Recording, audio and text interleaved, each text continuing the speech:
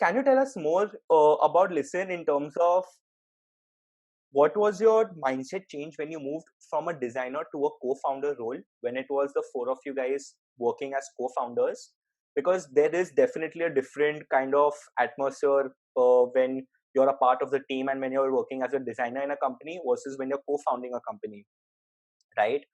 And one is that, and second is what were some of the challenges that you faced being a co-founder?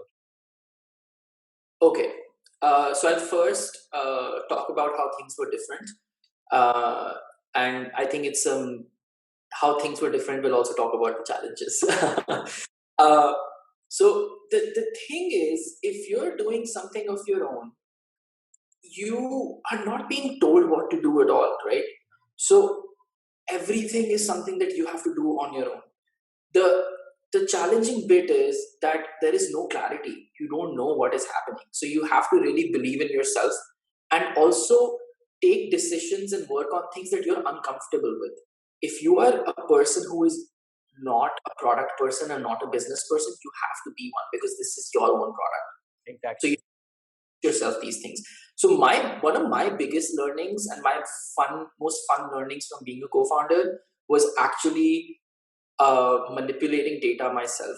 So if I mean, I mean, it's something that designers do as well.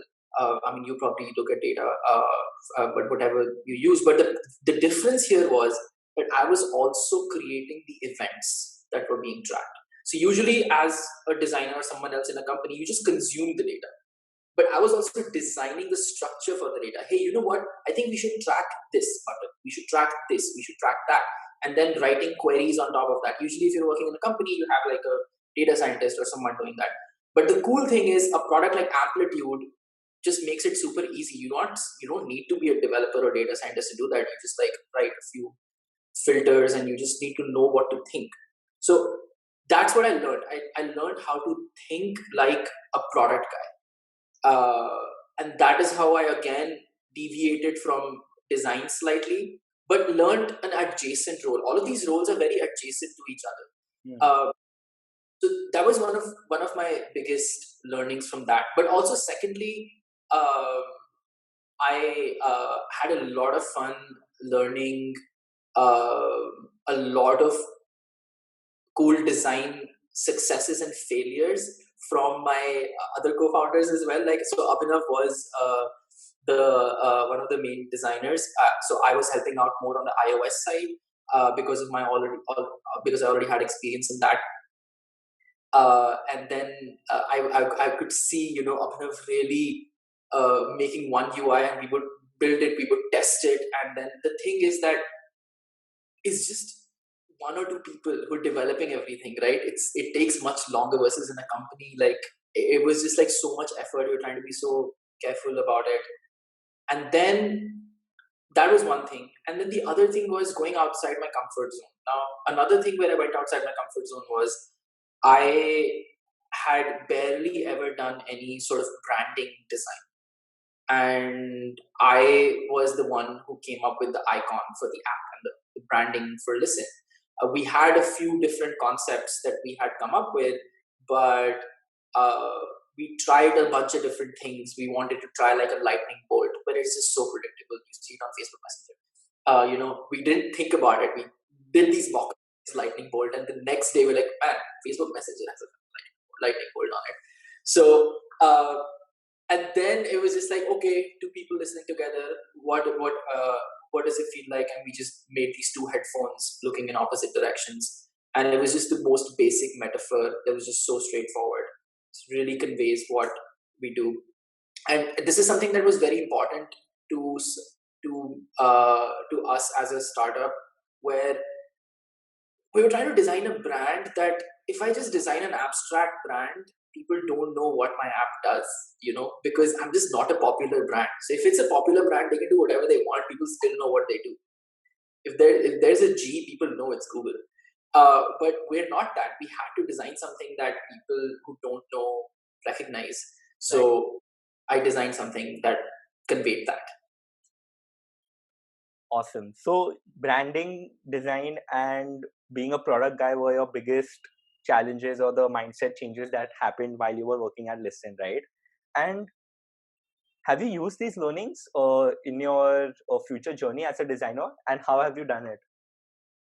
A lot, man, a lot. So the when so after that, I'll just tell you a bit about my journey after that. So after Lisn, we decided to shut down Lisn. It wasn't working out, and I was working as a UI UX principal at Lazy Eight, which is a design agency based out of Delhi. Hmm. Did a lot of work with them, uh, but then I just wanted to work on a product, and I wanted to work in a different country. I just wanted to work in a different place. I was like, okay, you know what? I've been living in Delhi for like 27 years. Let me just try a different place. Uh, I got this job at Omeo, and now Omeo is interesting. Like a company that has, let's say I don't know, like a million, I don't know, more than a million, maybe 20, 30 million visits a month. You know, if you're working on a product like that, that is where my knowledge helped me so much. I was like, so I had already worked on this amplitude stuff. I was like, I was really surprising some of my peers, be it from any field, that I already knew how to run data and all these things. So like there were some initiatives that a product manager would look at, or like they would say, hey, you know what, maybe we can work on this feature, maybe we can do that. I would already have that idea. I would already tell them that, hey, you know what, if people click here, the conversion's better. People are not able to convert at this step because I already knew the numbers. So this was something that was a big bottleneck. So because people just did not know how to use these tools, I had designers who would just wait for days, just send an email to a product manager or another analyst in the company to try to get this data, but they would have to wait, right?